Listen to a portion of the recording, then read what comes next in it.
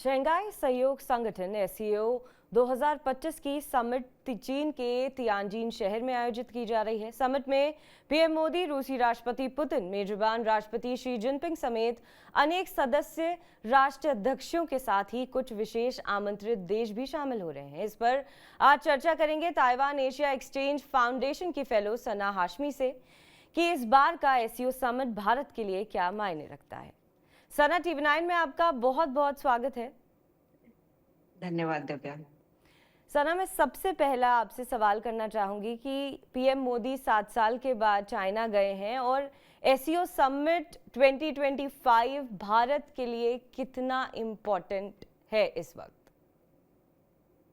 मैं मेरे हिसाब से यहाँ पर दो पहलू हैं जो हमें देखने चाहिए। पहले कि ये प्राइम मिनिस्टर मोदी की पहली विजिट है चाइना में 7 साल के बाद। सो मुझे लगता है कि ये बहुत ही महत्वपूर्ण विजिट है अगर हम सिर्फ इस पॉइंट ऑफ व्यू से देखें। बट हमें ये भी याद रखना चाहिए कि वो एक बायलैटरल विजिट पे नहीं गए हैं, वो एक एससीओ समिट के लिए गए हैं। तो ये बहुत ही लो स्टेक अपॉर्चुनिटी थी उनके लिए, प्लेटफॉर्म था कि वो बायलैटरल भी ऑन द साइड लाइन्स कर सके।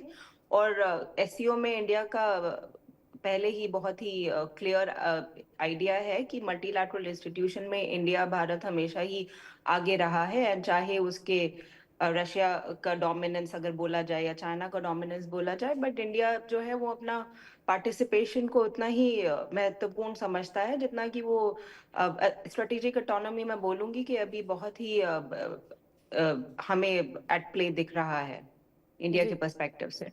जी सना, तो भारत का जो एससीओ समिट जो भागीदारी है भारत की, तो वो पाकिस्तान के साथ द्विपक्षीय संबंधों पर क्या असर डाल सकती है? उसका क्या प्रभाव पड़ेगा? मुझे लगता है कि पहले तो इतना कोई खास फर्क नहीं पड़ने वाला है इंडिया पाकिस्तान के रिश्तों पर, और ऑल्सो इंडिया की जो पर्सपेक्टिव स्टैंडिंग है एससीओ में। जस्ट बिकॉज पाकिस्तान है वहां पर, इंडिया का बहुत ही अलग ही स्टैंड है एससीओ को लेकर। बट ऑफ कोर्स एससीओ में इंडिया का भागीदारी होना, बहुत इंडिया का सेंट्रल एशिया की तरफ रीच आउट होना, आई थिंक ये बहुत ही इम्पोर्टेंट डेवलपमेंट है। बट अगर देखा जाए अभी हमारे जो डिफेंस मिनिस्टर थे, वो उन्होंने जब वो एससीओ डिफेंस मिनिस्टर की मीटिंग में थे तो हमने देखा कि एक जॉइंट स्टेटमेंट साइन नहीं हो पाया। इंडिया के जो कंसर्न्स थे पहलगाम टेरर अटैक को लेकर और क्रॉस बॉर्डर टेररिज्म को लेकर, ये सब चीजें हैं, ये इंडिया का मुझे नहीं लगता कि उस पर इतना अटेंशन दिया जा रहा है। सो ऑफ कोर्स अपॉर्चुनिटीज हैं बट ऑल्सो बहुत कंसर्न्स भी हैं इंडिया की पार्टिसिपेशन को लेकर।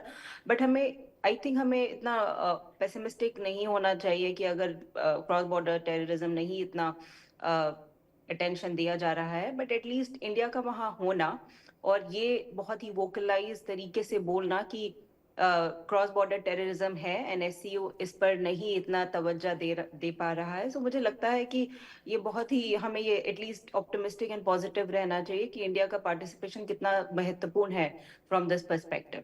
जी बिल्कुल। सना, अब इंडिया चाइना की बात करते हैं, क्योंकि पहले भी हमने देखा है कि जब जिनपिंग गुजरात आए थे और लगा कि भारत और चीन के रिश्ते बेहतर हुए हैं, उसके बाद गलवान हो गया। तो इस वक्त ये सबके जहन में सवाल है कि भारत को चीन पर भरोसा करना चाहिए, और क्या इस मीटिंग के बाद हम सोच सकते हैं कि एलएसी पर शांति जो है बहाल हो पाए? अगर हम पहले क्या हुआ है, अगर हम हिस्ट्री पर अटेंशन पे करें और क्या चाइना ने किया है अब तक, मुझे नहीं लगता कि इंडियन गवर्नमेंट भी भरोसा कर रही है चाइना पर। आई थिंक जो पॉलिसी अभी हम अपना रहे हैं वो यही है कि अभी हमें वेरीफाई करना है और देखना है कि क्या कंसेशन हमें चाइनीज साइड से मिलते हैं और जो बोला गया है चाइना की तरफ से वो एक्चुअली पूरा हो पाएगा या नहीं। बट अगर हम देखें कि पिछले 5 साल में, पिछले 10 साल में क्या हुआ है, स्पेशली शी जिनपिंग के टेन्योर में, तो बॉर्डर डिस्प्यूट में बहुत ही असर्टिव रहे हैं शी जिनपिंग भी और चाइना भी। सो मुझे नहीं लगता कि वो उस अप्रोच में कोई ज्यादा खास डिफरेंस अंतर हमें दिखेगा अभी। ऑफ कोर्स हमें देखना है कि अब जो स्टैंड ऑफ होगा कब होगा, कितने साल बाद होगा। बट अगर आप स्टेटमेंट भी अभी देखें जो बोथ चाइना और इंडिया की तरफ से आए हैं, बॉर्डर डिस्प्यूट पे जो फोकस है वो इंडिया के स्टेटमेंट पर है, बट चीनी स्टेटमेंट में वो मेंशन नहीं है इतना खास तौर पे। तो जो आइडिया है चीनी तरफ से वो यही है कि जो other aspects of the relationship है उस पे ज़्यादा फोकस किया जाए, बॉर्डर डिस्प्यूट को फिर से हम बैक बर्नर पे छोड़ दें। बट आई थिंक ये डिफरेंस ऑफ अप्रोच, कन्वर्जेंसेस इतने ज़्यादा नहीं रहेंगे। अभी आइडिया मुझे लगता है यही है कि देखा जाए कि कैसे रिलेशनशिप को नॉर्मलाइज किया जाए, स्टेबलाइज किया जाए। एंड अभी जो स्ट्रेटेजिक कम्युनिटी, जो जर्नलिस्ट, मीडिया कम्युनिटी है, वो सब यही कह रहे हैं कि ये टैक्टिकल थॉ है। इसको बोलना कि ये रीसेट हो गया है रिलेशनशिप में और बहुत ज़्यादा म्यूचुअल ट्रस्ट हो गया है, वो तो ओवरनाइट तो नहीं मुझे लगता हो पाएगा। मुझे लगता है कि इसमें कुछ साल, एटलीस्ट अगर मैं बोलूँगी चलो साल नहीं लगेंगे, बट एटलीस्ट कुछ महीने तो लगेंगे। बट ये सब डिपेंड करेगा कि हमें चाइना की तरफ से जो बोला गया है वो पूरा हुआ है या नहीं हुआ है। So border dispute, I think India की तरफ से अभी भी पॉलिसी वो फ्रंट लाइन वही रहेगी। सो अभी देखना है कि दोनों लीडर्स मिले हैं, high level leadership level dialogue शुरू हो गया है। बट इसके आगे क्या होता है, आई थिंक वो सब उस पर डिपेंड करता है कि जो ट्रेजेक्ट्री है रिश्तों की वो कैसे जाएगी और कहाँ किस तरफ मुड़ेगी। जी। सना, अगर हम बात करें चाइना के मेडोग हाइड्रो पावर परियोजनाओं की बीआरआई को लेकर, तो जो बेल्ट एंड रोड इनिशिएटिव है, ये भारत के लिए कितना चिंता का विषय हो सकता है? आई थिंक भारत ने पहले से ही 2013 से ही बहुत ही क्लियर बोला हुआ है कि belt and road initiative transparent बिल्कुल नहीं है। जी। एंड वो चाइना पाकिस्तान इकोनॉमिक कॉरिडोर के थ्रू पास होता है, सो वो डिस्प्यूटेड टेरिटरी है। एंड इंडिया के जो कंसर्न्स हैं वो अभी नहीं पूरे किए गए हैं, उस पर कोई अटेंशन नहीं पे किया गया है। तो आई थिंक वो 10 साल से ज्यादा हो चुके हैं कि इस पॉलिसी पर हमने बहुत एम्फेसिस किया है। सो बेल्ट एंड रोड इनिशिएटिव में कोई हमें एक्सप्लेनेशन नहीं दिया गया है चीनी तरफ से। सो मुझे लगता नहीं कि उस पर कोई खास फर्क पड़ेगा। अगर इंडिया ने बहुत अपने कंसर्न जाहिर भी किए हैं, मुझे नहीं लगता कि चीनी साइड इस पर कोई ज्यादा फोकस करने वाला है। और रही बात हाइड्रो पावर डिप्लोमेसी की और द डैम कंस्ट्रक्शन, वो भी इतना कोई खास फर्क मुझे लगता नहीं कि इतना कोई अटेंशन ज्यादा पे किया गया है चाइना की तरफ से। सो ये जो डिफरेंसेस हैं, सो हमें यही लगता है कि ये विजिट हुई है, अच्छी बात है, डायलॉग होना चाहिए। बट हमें ये भी याद रखना चाहिए कि जो फंडामेंटल डिफरेंसेस हैं, जो कोर डिफरेंसेस हैं, वो अभी भी इंटैक्ट हैं। एंड अगर चाइना की तरफ से देखा जाए, फोकस है वो मोस्टली वो ट्रम्प के टैरिफ पे बात हो रही है, इकोनॉमिक कॉपरेशन पर बात हो रही है। बट जो इंडिया के सिक्योरिटी कंसर्न्स है, इंटरेस्ट है, वो अभी भी मुझे लगता है कि बहुत इग्नोर किए जा रहे हैं। तो उसी जी। बेसिस पे मुझे लगता है कि हमें थोड़ा सा अपने एक्सपेक्टेशंस को लिमिट में रखना चाहिए कि किस तरफ ये रुख करेगी जो अभी डायलॉग शुरू हुआ है। सो आई थिंक हमें अभी वेट एंड वॉच वाली अप्रोच पॉलिसी अपनानी पड़ेगी। चाहे वो belt and road initiative, I think वो डन एंड डस्टेड केस है, वो तो कहीं नहीं जा रहा है। एंड हाइड्रो पावर पॉलिटिक्स भी, as an dam, the largest dam in the world, construction वो शुरू हो चुका है, वो खत्म भी हो जाएगा, पता नहीं चलेगा। सैटेलाइट इमेजरी आती हैं, दिखती हैं, बट ऐसा कोई चाइना की तरफ से ट्रांसपेरेंसी नहीं है इंफ्रास्ट्रक्चर डेवलपमेंट के नाम पर। सो इंडिया वो हमेशा ही भारत के लिए वो बहुत बड़ा कंसर्न है। जी। सना, बिल्कुल। लेकिन हाल ही में मोदी जी जापान गए और उसके बाद चीन में एससीओ समिट में शामिल होंगे। तो लगातार हम देख रहे हैं कि चाइना और जापान में कॉन्फ्लिक्ट जारी है। तो इस बीच जो स्थिति है भारत की, वो किस तरीके की होगी? उसका रुख जापान की तरफ होगा या चीन की तरफ होगा, या हमेशा की तरह जो भारत का एक बहुत ही डिप्लोमेटिक पीसफुल स्टैंड होता है वो होगा? आई थिंक ओवरऑल तो पीसफुल और न्यूट्रल स्टैंड ही रहेगा भारत का। बट हमें ये भी ध्यान में रखना चाहिए कि जापान एक बहुत ही इम्पोर्टेंट की इकोनॉमिक एंड डिफेंस पार्टनर है। सो ऑफ कोर्स इंडिया ने अभी तक कोई साइड नहीं लिया है, मुझे नहीं लगता कि जापान ने इंडिया से बोला है कि उसे साइड भी लेना चाहिए। एंड आई थिंक जो पॉलिसी है हमारी, strategic autonomy and multi alignment, ये बहुत अलाइन करती है जापान के साथ भी। बट ऑफ कोर्स वो ऑफिशियल पॉलिसी नहीं है कि इंडिया की कि वो अलायंस पॉलिटिक्स में भाग ले या फिर आइडियोलॉजिकल ब्लॉक का पार्ट बने। सो of course, but it's at a very bilateral level, India का और जापान का। बट देन अगर हम सिग्नलिंग की और मैसेजिंग की बात करें, चीन की विजिट से पहले प्राइम मिनिस्टर मोदी जापान गए। सो आई थिंक ये बहुत ही बड़ा मैसेज है कि इंडो पैसिफिक में जी। इंडिया का अभी भी वही रोल है। एंड वो अभी भी इतना ही, there is a lot of willingness की इंडिया अपना जो रोल है उसको और बढ़ाए, एंड जापान एक बहुत ही इम्पोर्टेंट, बहुत ही महत्वपूर्ण पार्टनर है in this context. And also एक और पॉइंट मैं यहाँ पर बोलना चाहूंगी कि अभी चाइना में विक्ट्री परेड है, जो वर्ल्ड वॉर 2 की जापानीज एट्रोसिटीज को वो बोलते हैं कि उसके खिलाफ, और उसको अपना सेलिब्रेट करने के लिए वो ये विक्ट्री परेड कर रहे हैं। 26 लीडर्स पार्टिसिपेट कर रहे हैं, including Malaysian leader and of course central Asian Russian leader, but Modi ji is not going that. So ये बहुत ही बड़ा सपोर्ट है जापान के लिए कि हम इससे दूर रहेंगे, और हमारा जापान के साथ जो रिश्ता है, जो भागीदारी है और जो फ्रेंडशिप है, वो अभी और ज्यादा स्ट्रांग हो। सो आई थिंक अगर मैं बोलूं, इंडिया जापान के रिश्ते बहुत ही मजबूत हैं, एंड वो मजबूत रहे हैं for decades, and I think ये आगे भी इतनी ही मजबूती से ये रिश्ता जो है हमें बढ़ता हुआ दिखेगा। सो मुझे नहीं लगता कि चाइना जापान की जो होस्टिलिटी है, जो प्रॉब्लम है, वो इंडिया पर इतना कोई खास असर करती है, और इंडिया ऑफ कोर्स न्यूट्रल रहेगा। बट अगर आप मुझसे बोले पूछें कि कौन सा पार्टनर, और एज इन चाइना को मैं पार्टनर नहीं बोलूंगी, so I think Japan is one of the top partners for India in this changing international order. जी बिल्कुल। सना, एससीओ समिट ट्रंप के लिए इस वक्त किस तरीके का एक पिन पॉइंट हो सकता है, क्योंकि हाल ही में ये खबर आई है कि कुछ रिपोर्ट से दावा करती हैं कि इस बार इंडिया जब क्वाड होस्ट कर रहा है तो ट्रंप वहां पर नहीं आएंगे, और तमाम तरीके की चीज़ें हो रही हैं। तो एससीओ समिट किस तरीके से ट्रंप को इम्पैक्ट कर रहा है? पहले तो एससीओ समिट जब से स्टैब्लिश हुआ है, यूएस ने हमेशा उसको anti US and anti west देखा है। उन्होंने कभी ये सोचा, इन्होंने यूएस ने और ऑल जो भी वेस्टर्न कंट्रीज हैं, उन्होंने कभी ये नहीं सोचा कि एशियन कंट्रीज भी अपना एक ग्रुपिंग बना सकती हैं। बट आई थिंक इंडिया का प्रेजेंस एससीओ में होना, इसका सीधा मतलब यही है कि ये एक एंटी वेस्ट ऑर्गेनाइजेशन एटलीस्ट नहीं है, एंड जस्ट बिकॉज कि इंडिया इसका पार्ट है। एंड मुझे लगता है कि इसीलिए इंडिया के साथ उनका एंगेजमेंट बढ़ना चाहिए। बट अभी तो बहुत ही डिफरेंट सिचुएशन हम देख ही रहे हैं इंडिया यूएस रिलेशनशिप में।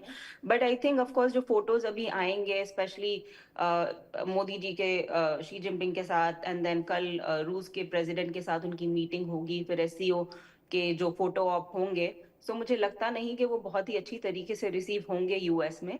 एंड अभी देखते हैं कि क्या जब डोनाल्ड ट्रंप उठेंगे, जगेंगे, और वो अपना ट्रुथ सोशल में क्या ट्वीट करते हैं, इंडिया के खिलाफ और कितना जाते हैं।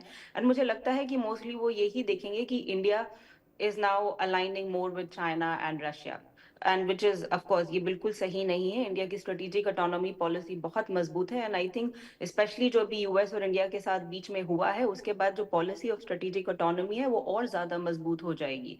और अभी हम उसका बहुत ही अच्छा एग्जाम्पल देख रहे हैं, जब वो चाइना में जाकर शी जिनपिंग के साथ मिल रहे हैं, वो रशियन प्रेसिडेंट के साथ मीटिंग कर रहे हैं, और एससीओ में एक अपनी स्टेबल रोल स्टैब्लिश स्थापित कर रहे हैं। सो आई थिंक ये यूएस में इतना अच्छे तरीके से रिसीव नहीं होगा, बट आई थिंक ये यूएस पर है कि वो अपनी पॉलिसी को चेंज करें। इंडिया एक जो स्ट्रेटेजिक इंपॉर्टेंट पार्टनर रहा है, उसको इतना हॉस्टिलिटी की तरफ इतना ना दिखाएं।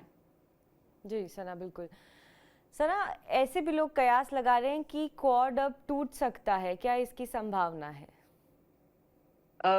वो जो भी न्यूज़ रिपोर्ट आई है कि डोनाल्ड ट्रंप इंडिया में ट्रैवल नहीं करेंगे क्वाड समिट के लिए, आई थिंक जो क्वाड के सपोर्टर्स हैं, प्रोपोनेंट हैं, उनके लिए ऑफ कोर्स ये बहुत ही मैं बोलूँगी कि it's not a very good news. But मुझे नहीं लगता कि क्वाड बिल्कुल डिसमेंटल हो जाएगा। ऑफ कोर्स अभी इंडिया में है, होनी थी अभी समिट, तो इस वजह से वो मुझे कोई डाउट नहीं लगता कि इसीलिए ट्रंप ट्रैवल नहीं कर रहे हैं। और ऑल्सो वो कैसे ही ट्रैवल करेंगे जब वो 50% सैंक्शन टैरिफ लगा के रखा हुआ है इंडिया पे। सो वो डिफरेंसेस और डाइवर्जेंसेस तो बहुत ही अभी स्ट्रांग हैं। सो अभी मुझे लगता है कि उसको क्वाड को अभी बैक बर्नर में रख के और फ्रीजर में रखना ही मुझे लगता है कि बेहतर है, इंडिया के लिए भी, क्वाड के लिए भी, और यूएस के लिए भी। सो मैं इसको इतना बड़ा कोई नेगेटिव डेवलपमेंट नहीं बोलूंगी। मुझे लगता था वो, बट आई थिंक हमें टाइमिंग देखनी पड़ेगी कि प्राइम मिनिस्टर मोदी अभी चाइना पहुंचे और उन्होंने बोला कि ये न्यूज़ ऐसा आया कि वो नहीं ट्रैवल करेंगे इंडिया। सो ऑफकोर्स टाइमिंग वो बहुत ही सिग्नलिंग मुझे लगता है उनको करनी थी, अगर मैं सिर्फ टाइमिंग की बात करूं। बट मुझे नहीं लगता कि अगर वो प्राइम मिनिस्टर मोदी चाइना नहीं जाते, सीओ नहीं अटेंड करते, तब भी मुझे कोई ऐसा खास नहीं एविडेंस दिखा कि वो इंडिया आते, ट्रैवल करते और क्वाड अटेंड करते। एंड मुझे लगता है ये क्वाड की भी बात नहीं है, इंडो पैसिफिक से यूएस लार्जली एब्सेंट ही है। जी। कोई ज़्यादा सिक्योरिटी की बात नहीं होती है, कोई स्टेटमेंट नहीं है। सो मुझे नहीं लगता ये सिर्फ़ क्वाड की बात है, ये सिर्फ़ यूएस का जो ब्रॉडर लार्जर प्रेज़ेंस है इंडो पैसिफिक में, वो मुझे बहुत ही हल्का होता दिख रहा है। So I think it's just about कि उनकी इंडो पैसिफिक पॉलिसी बहुत ही ज़्यादा वीक हो गई है। जी, बिल्कुल सही बात है क्योंकि हमने देखा जब क्वाड बना तो उसका मेन पर्पस था कि चाइना के इन्फ्लुएंस को कम किया जाए और भारत उसके लिए बहुत ज़रूरी था। मगर क्या अब अमेरिका को भारत की उस तरीके से ज़रूरत नहीं है क्योंकि वो पाकिस्तान से उसके अच्छे संबंध हो रहे हैं, चाइना से भी वो अच्छे अपने संबंध बना रहे हैं। अगर हम टैरिफ के लिहाज से ही देखें तो सबसे ज़्यादा बुरा असर इंडिया पर इस वक्त पड़ा है। बिल्कुल। बिल्कुल मैं हमेशा ये बहुत जगह मैंने ये देखा भी है कि जो ट्रम्प की टैरिफ पॉलिसीज हैं वो दोस्तों पर ज्यादा भारी हैं एंड वो बहुत ही ज्यादा फेवरेबल हैं जो पाकिस्तान कोई स्ट्रेटेजिक पार्टनर नहीं है यूएस का एंड चाइना की तरफ से भी कोई टैरिफ चाइना पर अभी तक नहीं हुए हैं एंड ऑफ कोर्स ये बहुत ही पजलिंग है जो बहुत ही कमेंटेटर्स हैं जो एनालिस्ट हैं कि इंडिया के खिलाफ इतने ज्यादा भारी टैरिफ लगाए हुए हैं और चाइना की तरफ कुछ नहीं है। जो पाकिस्तान के मिलिट्री लीडर हैं उनको व्हाइट हाउस में होस्ट करना एज इन बहुत ही अनप्रेसिडेंटेड सा एंड बहुत ही पजलिंग सा साउंड होता है अगर हम अब सोचे भी कि ऐसा एक्चुअली में हुआ है। यूएस की पॉलिसी जो है वो बहुत ही ज्यादा मुझे लगता है कि ट्रैक पर नहीं है। पाकिस्तान के साथ रिश्ते बढ़ाना और इंडिया के साथ रिश्ते कम करना ये कोई इतना ज्यादा स्ट्रेटेजिक सेंस तो मेरे हिसाब से नहीं है, बिल्कुल नहीं लगता। बट ऑफ कोर्स उनका ये भी एक रहा होगा कि चाइना पाकिस्तान की जो ऑल वेदर फ्रेंडशिप है, आयरन क्लैड ब्रदर्स हैं, तो उसको क्या पता कुछ कम कर सकें। बट मुझे नहीं लगता कि ये जो आउटकम है, ये रिजल्ट है, ये यूएस को और ट्रम्प को मिल पाएगा। ये जो फ्रेंडशिप है, ये जो पार्टनरशिप है, ये अनब्रेकेबल है, इसको तोड़ना मुझे लगता है कि मुश्किल है और इंडिया बहुत उसका बड़ा टारगेट है। Two front threat theory theory नहीं रही है, वो एक्चुअली में रियल थ्रेट बन चुका है अब। बट आई थिंक इंडिया का अभी भी उतना ही महत्व है अगर उन्हें चाइना को डिटर करना है एंड चाइना यूएस का लॉन्ग टर्म सिक्योरिटी थ्रेट रहेगा, economic and both security threat रहेगा। सो इंडिया की आवश्यकता उनको जरूर पड़ेगी। सो अभी जो भी ये पॉलिसीज वो यूएस की तरफ से आ रही हैं, ये इसका कोई सर पाँव नहीं है। तो मुझे लगता है कि ये यूएस को ज्यादा इम्पैक्ट करेंगी रादर देन इंडिया। इंडिया के पास ऑलरेडी बहुत ऑप्शंस हैं, बहुत विकल्प है और इंडिया का ये एक विकल्प ही है कि वो चाइना में मोदी जी बैठे हैं आज और वो डायलॉग कर रहे हैं। सो ये आई थिंक ये बहुत ही पावरफुल इमेज भारत की अभी एग्जिबिट हो रही है, जो भी ये पॉलिसी हमने अपनी चेंज की आफ्टर ये ट्रम्प टैरिफ। सो मुझे लगता है कि इंडिया कुछ ऐसा खास इतना लूज नहीं कर पाएगा। जी, बिल्कुल। सना एक और उम्मीद की जा रही है भारत से क्योंकि हाल ही में प्रधानमंत्री मोदी की ज़ेलेंस्की से बात हुई है तो ये भी कयास लगाए जा रहे हैं कि समिट के दौरान जब पीएम मोदी पुतिन से मिलेंगे तो रशिया यूक्रेन वॉर को लेकर बातचीत हो सकती है।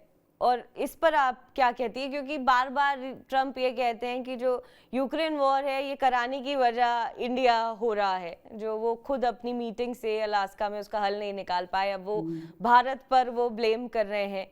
तो इस पर आपका क्या मानना है? ये तो मुझे लगता है कि सबसे बड़ा जोक है जो मोदीज वॉर, मतलब कैसे ही ये इंडिया की, भारत की और मोदी जी की वॉर हो सकती है। वही बात है कि ये स्ट्रेटेजिक डिफ्लेक्शन है, वो खुद नहीं, आपने खुद ही बोला दिव्या कि वो खुद अलास्का में कोई ऐसा आउटकम नहीं निकाल जी, पाए। बिल्कुल। तो कौन इसका टारगेट बनेगा? सो उन्हें लगा कि इंडिया पे ही सारे ब्लेम डालना ठीक है और उनको थोड़ा सा डोमेस्टिक सपोर्ट मिलेगा, जो उनका मागा कैंप है उसमें थोड़ा सा सपोर्ट मिलेगा। बट अगर देखा जाए इंडिया की पॉलिसी जो इसमें रही है वो बहुत ही न्यूट्रल रही है एंड मुझे लगता है कि अंडर अप्रिशिएटेड गया है जो इंडिया की पॉलिसी है। एंड ये मुझे लगता है कि यूएस ने नहीं बोला एंड बहुत कंट्रीज ने, वेस्टर्न कंट्रीज ने अभी तक नहीं बोला कि जो फ्रेज उन लोगों ने अडॉप्ट किया है कि ये जो अभी दौर है ये वॉर का दौर नहीं है, ये हमारे प्राइम मिनिस्टर मोदी जी ने ही बोला था। सो मुझे लगता है कि ये बहुत ही अंडर एप्रिशिएटेड अप्रोच रही है इंडिया की तरफ एंड अभी इंडिया के जो पोजीशन है वो बहुत ही स्ट्रॉन्ग पोजीशन है। वो यूक्रेनियन साइड पे भी उनका बहुत ज्यादा स्ट्रॉन्ग रैपो है और अभी उनके साथ जो रूस के प्रेसिडेंट है उनके साथ भी रैपो है। सो मुझे लगता है कि इंस्टेड ऑफ कि इंडिया को इतना ब्लेम करने के अलावा अगर वो प्राइम मिनिस्टर मोदी से बैठ के बात करते कि कैसे ये हम वॉर सुलझा सकते हैं, कैसे इंडिया अपनी पोजीशन यूज कर सकता है, तो वो बेहतर रहता। बट आई थिंक अभी जो बात है यूएस के लिए वो है कि हम पॉइंट कैसे गेन करें। मुझे नहीं लगता कि उनकी अप्रोच युद्ध सुलझाने के लिए है, या उनकी पॉलिसी है कि युद्ध बिल्कुल खत्म हो जाए, क्योंकि उनकी पॉलिसी मुझे लगता है बिल्कुल उल्टी ही डायरेक्शन में जा रही है। तो मुझे लगता है कि डायलॉग बिल्कुल नहीं है, सिर्फ ब्लेम शिफ्टिंग है और सिर्फ डिफ्लेक्शन है। और मैंने जो पहले ही बोला, ये यूएस के लिए ज्यादा भारी पड़ेगा, भारत से ज्यादा भारी पड़ेगा यूएस पर। तो ना एक और चीज की, पर क्या भारत युद्ध रुकवा सकता है? क्योंकि जेलेंस्की भी भारत का दौरा करने वाले हैं, पुतिन भी भारत का दौरा करने वाले हैं, और जैसा आपने भी कहा कि दोनों से हमारे काफी अच्छे इंडिविजुअल संबंध रहे हैं, तो क्या भारत का कुछ एक रोल हो सकता है? अगर भारत चाहे तो क्या एक पॉसिबिलिटी है कि युद्ध रुक जाए? ये बहुत ही अच्छा क्वेश्चन है, बट मुझे लगता है कि अगर वॉर रुकवाने की बात है तो वो तो सिर्फ रूस के प्रेसिडेंट और यूक्रेन के प्रेसिडेंट ही कर सकते हैं ज्यादा, और यूएस का ज्यादा बड़ा रोल है और चाइना का ज्यादा बड़ा रोल है। जो उन्होंने, पीटर नवारो ने बोला कि मोदी की वॉर है, मुझे लगता है कि उन्हें बोलना चाहिए कि चाइना की वॉर है। चाइना उनका रशिया का ज्यादा स्ट्रॉन्ग पार्टनर है इंडिया से ज्यादा, स्पेशली वॉर के दौरान। सो इंडिया ने, भारत ने जो भी किया है वो बहुत ही एक रूल्स बेस्ड ऑर्डर को मेंटेन रखने के लिए किया है, एंड जो इंटरनेशनल लॉ के अतिरिक्त, अकॉर्डिंग टू इंटरनेशनल लॉ है, वो सब इंडिया की पॉलिसी रही है। सो इंडिया का मानना यही है कि डायलॉग बरकरार रहना चाहिए एंड पीसफुल रेजोल्यूशन होना चाहिए। इंडिया ने कंट्रीब्यूट अभी तक किया है और दोनों तरफ से बात की है, बट इंडिया का रोल और एक मेडिएटर होना इस रशिया यूक्रेन वॉर में, मुझे नहीं लगता कि ये इतना फर्स्ट प्रायोरिटी है इंडिया के लिए। इंडिया की खुद इतनी परेशानियां है, यूएस है, चाइना के साथ प्रॉब्लम है, देन पाकिस्तान के साथ प्रॉब्लम है। तो मुझे लगता है कि अगर ये कलेक्टिव एफर्ट होना चाहिए था, और एक कंट्री पर नहीं, ना ही ब्लेम करना चाहिए और ना ही रिस्पॉन्सिबिलिटी होनी चाहिए। और इंडिया ने जो अपनी कैपेसिटी में हो सकता था, भारत ने किया। भारत ने यूक्रेनियन प्रेसिडेंट के साथ बात की, रूस के प्रेसिडेंट के साथ बात की, इससे ज्यादा और क्या कर सकते हैं। तो मुझे लगता है कि ये जो पूरी सिचुएशन को किसी और डायरेक्शन में ले जाना, वो बहुत ही गलत था। सो आई थिंक अगर वॉर रुकेगी तो या तो वो ये दोनों ही रोक सकते हैं जो वॉर के मेन पार्टी हैं, और या फिर एक कलेक्टिव एफर्ट होके ये वॉर रुक सकती है। जी बिल्कुल। सना, आप नेपाल की तरफ रुख करते हैं। नेपाल एससीओ समिट 2025 में डायलॉग पार्टनर के रूप में क्या भूमिका रहेगी? और खास करके जब हम लिपुलेख पास विवाद के संदर्भ में बात करते हैं, तो हाल ही में प्रधानमंत्री केपी शर्मा ओली की भागीदारी में भारत चीन के बीच ये व्यापार समझौते पर उन्होंने आपत्ति जताई है, तो नेपाल ऑब्जर्वर स्टेट की मांग कर सकता है? मुझे लगता है कि बहुत इंटरेस्ट है एससीओ में ज्वाइन करने के लिए, एंड प्राइमरीली के जो भी ग्लोबल साउथ के जो भी इंस्टीट्यूशंस हैं, चाहे वो ब्रिक्स हो गया, चाहे वो एससीओ हो गया, बहुत जो कंट्रीज हैं, जो रीजनल कंट्रीज हैं, वो ऑल्टरनेटिव ढूंढ रही हैं। सो यूएस में जो यूएस लेड इंस्टीट्यूशंस हैं, मल्टीलैटरल ऑर्गेनाइजेशन है, उनका कोई ज्यादा खास वॉइस नहीं है। मुझे ये लगता है कि एससीओ एक बहुत ही इम्पोर्टेंट ऑल्टरनेटिव है इन दिस पर्सपेक्टिव। बट अगर आप देखा जाए, चाइना का यहाँ पे एक बहुत ही बड़ा रोल है। चाइना एससीओ को अब डाइल्यूट करना चाहता है और एक टॉक शॉप बनाना चाहता है। जब रशिया ने इंडिया की मेंबरशिप के लिए बहुत ज्यादा पॉलिसी रखी कि इंडिया को होना चाहिए एससीओ का पार्ट, तो चाइना ने बोला अगर इंडिया पार्ट होगा तो पाकिस्तान भी पार्ट होगा। मुझे लगता है कि और साउथ एशियन कंट्रीज को इंक्लूड करना, और स्पेशली जब ये साउथ एशियन कंट्रीज हैं जो गवर्नमेंट है इंडिया के खिलाफ, थोड़ा सा उनका पॉलिसी अच्छा नहीं रहा है, तो मुझे लगता है कि इंडिया का डोमिनेंस एंड इन्फ्लुएंस को चैलेंज करने के लिए ये मोस्टली रखा गया है कि और साउथ एशियन कंट्रीज आए एंड इंडिया के लिए और थोड़े चैलेंजेस बढ़े। ये आई थिंक ये फ्रॉम चाइनीज पर्सपेक्टिव ये भी यही है कि ये टॉक शॉप बन के रह जाए। जी सर, अब बात करते हैं कि जो ट्रम्प टैरिफ है, इसका एससीओ समिट की बातचीत में, मीटिंग में कितना बड़ा एक रोल होगा? और क्या एससीओ समिट के जो देश हैं, जो एससीओ के देश हैं, वो इसका कुछ तोड़ निकाल पाएंगे? क्योंकि यही एक खास वजह है जिससे भारत और चाइना भी साथ आए हैं। रशिया के साथ तो हमारे अच्छे संबंध रहे, ईरान के साथ भी हैं, लेकिन चाइना के साथ स्पेशली। तो इस वक्त जब टैरिफ की बात चलती है, तो चाइना और इंडिया का एक साथ होना कितना इंडिया के इकोनॉमी सेक्टर के हिसाब से कितना महत्वपूर्ण है? मुझे नहीं लगता कि जो सारे जवाब हैं वो इंडिया को, भारत को इंडिया चाइना कॉपरेशन से मिल जाएंगे, बिकॉज जो अभी हमें कंसेशंस बोले भी गए हैं जब वांगी ने विजिट किया था रेयर अर्थ मिनरल के लिए और फर्टिलाइजर्स के लिए, सो अभी फर्स्ट ऑफ ऑल ये तो सब थ्योरी में है। प्रैक्टिस में होंगे और कितना होगा, और एक्चुअली वो जो ट्रेड इम्बैलेंस है जो बहुत ही मैसिव नंबर है वो कैसे कम होगा और वो होगा या नहीं होगा, चाइना का कितना विलिंगनेस है, वो अभी सब हमें देखना है। सो मुझे लगता है कि अभी जो भी स्टेटमेंट चाइना की तरफ से आए हैं, स्पेशली कि हम लोग को साथ खड़े होना चाहिए against Trump tariff, and India को ये विश्वास दिलाना, कन्विंस करना कि यूएस जो है वो एनिमी है और चाइना और रशिया जो है वो मोस्टली फ्रेंड्स हैं, तो हमें साथ में काम करना चाहिए अगेंस्ट द यूएस। आपने बिल्कुल सही बोला, हमारे रशिया के साथ बहुत अच्छे संबंध रहे हैं, हमारे ईरान के साथ बहुत अच्छे संबंध रहे हैं, बट चाइना के साथ मुझे लगता है कि जो चाइना का इंटरेस्ट नहीं है कि इंडिया की इकोनॉमिक प्रॉब्लम सॉल्व हो, क्योंकि अगर देखा जाए डीकपलिंग फ्रॉम चाइना वो इंडिया की तरफ से ही सबसे पहले शुरू हुआ था। सो इंडिया के बहुत इकोनॉमिक कंसर्न्स भी हैं, सो इकोनॉमिक, मैं तो उसको एक्चुअली इकोनॉमिक कोवर्जन बोलूंगी। 100 बिलियन का ऑलमोस्ट ट्रेड इम्बैलेंस है, तो वो चाइना की तरफ से कम क्यों नहीं हो रहा है? सो मुझे लगता है कि अब ये छोटे छोटे कंसेशंस देखें, इंडिया को यूएस के खिलाफ करना और ड्रिफ्ट होना, मुझे लगता है कि ये मेन ऑब्जेक्टिव है अभी चाइना की तरफ से। बट मैं अभी थोड़ा सा वेट करूंगी एंड देखूंगी कुछ महीने तक कि एक्चुअली में जो ये फ्रेंडशिप की और पार्टनरशिप की बातें हमें चीन की तरफ से मिल रही हैं और सुनाई दे रही हैं, वो एक्चुअली पूरी होंगी या नहीं होंगी। बट मुझे लगता है कि जो भारतीय गवर्नमेंट है, हमारे प्राइम मिनिस्टर हैं, वो बहुत ज्यादा कॉशियस रहेंगे, क्योंकि एक बार हाथ जल चुका है, अभी जी। बहुत रिसेंटली जला है, वो वायलेंट क्लैशेस हमने अभी देखे हैं, और हमारी पॉलिसी ऑन बॉर्डर बहुत ही फर्म है, बहुत ही कंसिस्टेंट है। सो अगर कुछ भी बॉर्डर की तरफ होता है, एंड अभी एंड आई थिंक मुझे एक्चुअली कमेंट करना चाहिए, हमारे जॉइंट स्टेटमेंट में, हमारे स्टेटमेंट में बहुत ही स्पेसिफिकली मेंशन था बॉर्डर डिस्प्यूट के बारे में।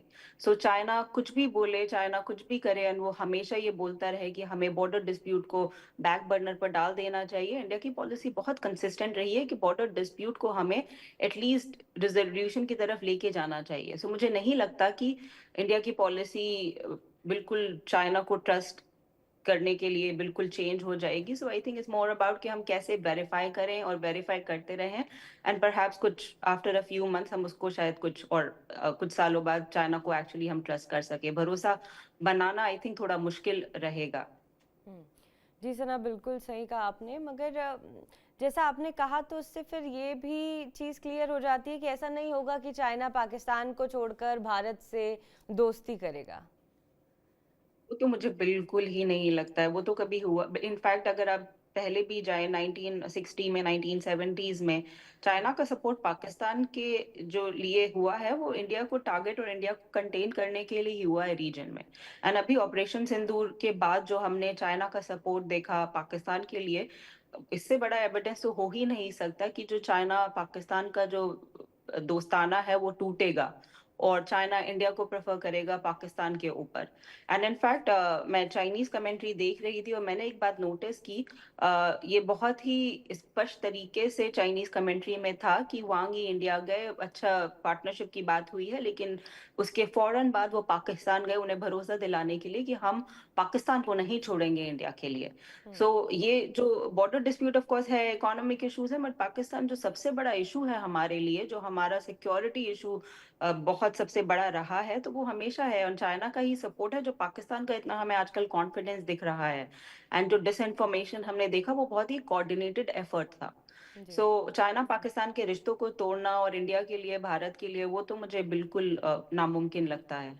मगर क्या सना इस वक्त चाइना ये भी देख रहा होगा कि जिस तरीके से, क्योंकि पहले भी हमने बात करी कि आसिम मुनीर का बार बार अमेरिका जाना, जिस तरीके से अमेरिका और पाकिस्तान के रिश्ते बढ़ते जा रहे हैं, क्या ये भी एक छोटा ट्रिगरिंग पॉइंट हो सकता है चाइना के लिए इस वक्त? मुझे लगता है कि अगर वो अभी जो यूएस के साथ उनका आउटरीच भी हो रहा है, ऐसा नहीं है कि वो चाइना इज ब्लाइंड साइडेड। मुझे लगता है कि वो चाइना को पूरा ब्रीफ करके, और परहैप्स अब अगर देखें तो ये चाइना के इंटरेस्ट में भी है। अगर यूएस पाकिस्तान के रिश्ते एटलीस्ट दिखते हैं ऑन द सरफेस कि हाँ ये रिश्ते थोड़े मजबूत हो रहे हैं और बेहतर हो रहे हैं पहले से, तो इसका सीधा मतलब है कि इंडिया और यूएस के रिश्तों में दरार आएगी। ये इंडिया का रेड लाइन, और इंडिया कभी भी एक्सेप्ट नहीं करेगा कि यूएस पाकिस्तान को प्रेफर करे over India. So I think जो आपने हमने पहले भी अभी डिस्कस किया कि जो यूएस ने इंडिया को देखा बहुत सालों से, वो as an effective counter balance to China in the region. So वो बहुत ही बड़ा सोर्स ऑफ कंटेंशन था चाइना के लिए। सो मुझे लगता है कि ये सब बहुत ही छोटी सी मामूली सी चीजें हैं चाइना के लिए, कि वो असीम आसिम मुनीर जाके व्हाइट हाउस में लंच कर रहे हैं, बट हम्म। उनको अभी इसके बदले क्या मिला? उनको ये मिला कि जो दरार है और जो ट्रस्ट है इंडिया और यूएस के बीच में, वो बढ़ता जा रहा है। एंड आई थिंक सबसे ज्यादा जो अगर फेवरेबल और वेरी पॉजिटिव आउटकम मैं बोलूंगी, तो ये चाइना ही मैं बोलूंगी कि विनर रहा है इसके जो जो भी एंटायर सिचुएशन है। जी। तो क्या लेकिन पाकिस्तान को ट्रम्प क्या मोहरा बना सकता है, क्योंकि ट्रम्प भारत पर 50% टैरिफ लगाकर पाकिस्तान को अमेरिकी बाजार में एक वैकल्पिक आपूर्तिकर्ता के रूप में बढ़ावा देकर भारत की अर्थव्यवस्था को नुकसान पहुंचाना, इस तरीके की चीज़ें, टेक्सटाइल, सी फूड, जेम्स जैसी चीज़ों को लेकर वो पाकिस्तान का रुख करना चाहता है, तो क्या ये एक बड़ा बदलाव हो सकता है? सैन्य सहायता को बढ़ावा देना या इस तरीके की तमाम चीजें अगर अमेरिका पाकिस्तान के साथ करे, तो ये भारत के लिए कितनी टेंशन की बात हो सकती है? मेरे हिसाब से तो ट्रम्प की क्या पॉलिसीज होंगी आगे, मतलब ये तो बहुत ही अनप्रिडिक्टेबल है। एंड हमें ज्यादा पॉजिटिव नहीं रहना चाहिए कि पॉलिसीज जो हमारे फेवर में रहेंगी। अभी सिर्फ 8 महीने ही हुए हैं ट्रम्प को पावर में, एंड इतना सब कुछ हो चुका है कि ऐसे लगता है कि बहुत साल बीत गए हैं। सो मुझे ऐसा कुछ खास नहीं लगता है कि उनकी पॉलिसी में इंडिया के लिए चेंज आएगा या फेवरेबल रहेगी। सो हमें तैयार रहना चाहिए।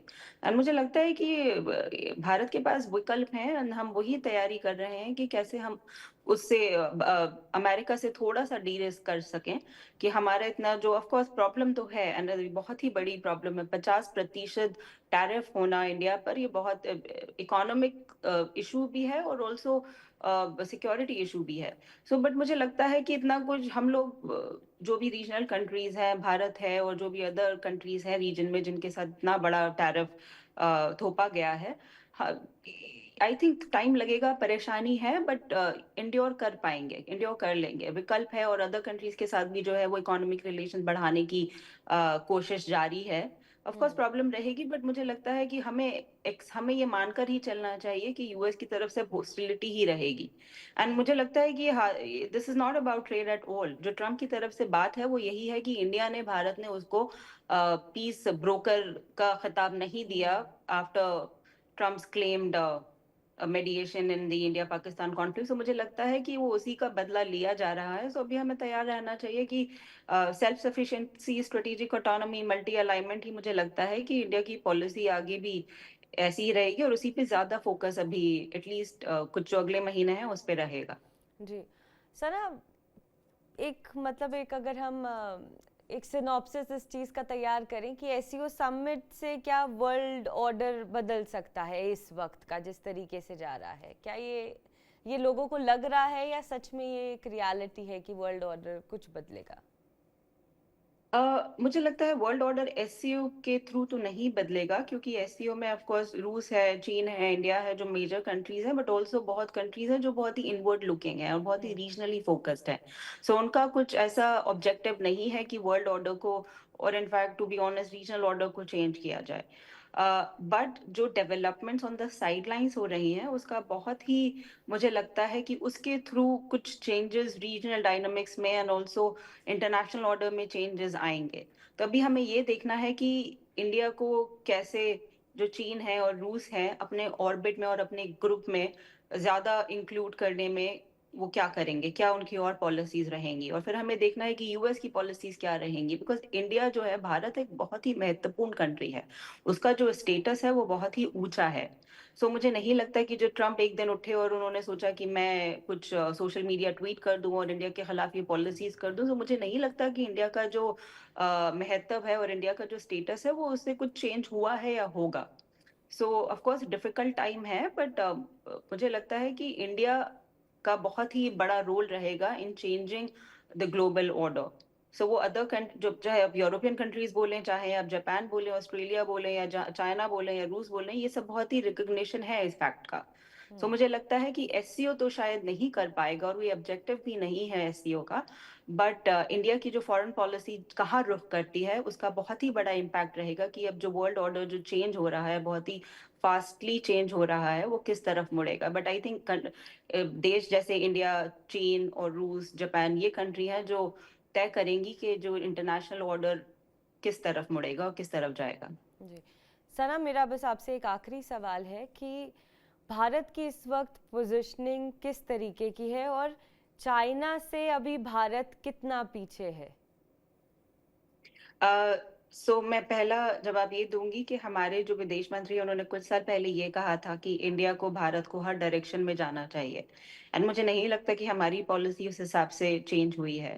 ऑफ कोर्स वो ट्रम्प की पॉलिसी से पहले थोड़ा सा वेस्टर्न ओरिएंटेशन था, बट ऐसा नहीं था कि इंडिया ने और कंट्रीज को और जो रीजनल कंट्रीज के साथ एंगेजमेंट खत्म और कम कर दिया था। इंडिया ने रूस के साथ अपने रिश्ते खत्म नहीं किए थे कि कितना भी वेस्टर्न डिसअपॉइंटमेंट हमें सुनने को मिला या लेक्चर सुनने को मिले, भारत ने कभी वो छोड़ा नहीं है। सो मुझे लगता है कि पॉलिसी इंडिया की ऐसी कोई खास चेंज नहीं हुई है और आगे भी मुझे वही दिखेगी। एंड मुझे लगता है कि बहुत ही अभी इंडियन पॉलिसी मेकर्स और बहुत जो स्ट्रेटेजिक कम्युनिटी के लोग हैं वो अब धन्यवाद दे रहे होंगे इंडियन गवर्नमेंट को कि उन्होंने स्ट्रेटेजिक ऑटोनॉमी एक्चुअली नहीं छोड़ी थी। बट अगर अब चाइना की और वो बात की जाए कि कितना डिफरेंस है कैपेबिलिटीज में और कितना समय लगेगा कैचअप करने के लिए, चाइना एक अथॉरिटेरियन कंट्री है, उसके पॉकेट्स बहुत डीप हैं। इंडिया एक डेमोक्रेसी है। सो ऑफ कोर्स वो टाइम लगता है इंफ्रास्ट्रक्चर डेवलपमेंट प्रोग्राम में, जो भी है प्रोजेक्ट अप्रूव करने में। सो वो मुझे लगता है कि अगर हमने इतना डेवलपमेंट अचीव नहीं किया है, उसका खुद का अपना रीजन है। सो टाइम लगेगा, but I think India is on the right track. चाहे हम इंफ्रास्ट्रक्चर की बात करें, चाहे हम डिफेंस की बात करें, हमने अपनी स्पेंडिंग हर जगह बढ़ाई हुई है। और स्पेशली अगर नेवल कैपेबिलिटीज की बात करें, उसमें खुद में India is investing a lot of resources, money. So मुझे लगता है कि परहैप्स हमें ये आइडिया छोड़ देना चाहिए कि हम चाइना के साथ कैसे कैचअप करेंगे, और हमारा आइडिया ये रहना चाहिए कि हम अपने आप को सेल्फ सफिशिएंट और एक मजबूत देश और कैसे बनाएं। और मुझे लगता है कि यही पॉलिसी और यही अप्रोच इंडिया की अभी है। जी सना, आपने बहुत संक्षेप में, बहुत फैक्चुअली और बहुत आसान भाषा में हमारे दर्शकों को तमाम सवालों के जवाब दिए। एक बार फिर से TV9 से बात करने के लिए आपका बहुत बहुत शुक्रिया। धन्यवाद दिव्या।